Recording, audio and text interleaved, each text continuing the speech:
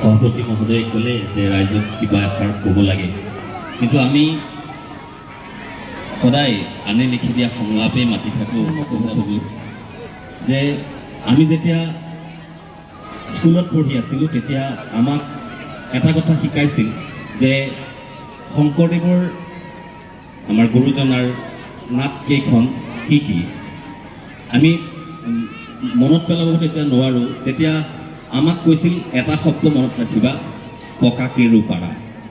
পকা কেৰু পাৰা এই শব্দটো মনত ৰাখিলেই শ্ৰীমন্ত শংকৰদেৱৰ সেই আটাইকেইখন নাটকৰ প্ৰথম আখৰকেইটা মনত থাকিব আৰু তাৰ পৰাই আৰম্ভ হ'ব।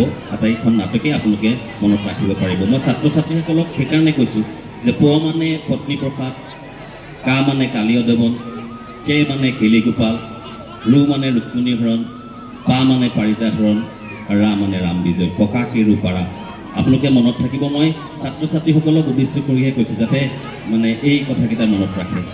আৰু এষাৰ কথা ক'লে যে কিবা অকণ ক'ব লাগে, হহুৱাব লাগে, কিন্তু এতিয়া হঁহাৰ আচলতে পৰিৱেশ নাই। তথাপি আপোনালোকক এটাই মই অনুৰোধ জনাওঁ, যিটো মই নিজে কৰি আছোঁ, যে আপোনালোকে আপোনালোকৰ ছাত্ৰ ছাত্ৰীসকলক, আপোনালোকৰ সন্তানসকলক কেৰিয়াৰৰ পিছত নদৌৰাব।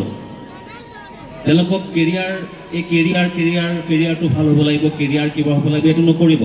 বেছি পইচা নাযায়, চাইকেল এখন কিনি ল'ব, পিছফালে কেৰিয়াৰ বান্ধি দিব, কেৰিয়াৰ আপোনাৰ পিছফালে কৰি থাকিব। মই বিশেষ নকওঁ, আপোনালোকে উপভোগ কৰক।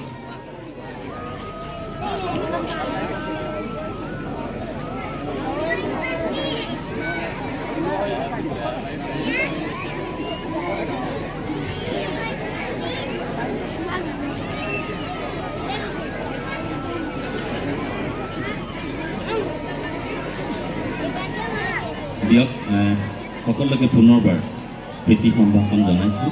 সকলো ভালে থাকক, প্ৰভু ভগৱন্তই সকলোকে কুশলে ৰাখক, এই অনুষ্ঠান ভাগ সফল হওক, এয়া কামনা কৰিছোঁ। ধন্যবাদ।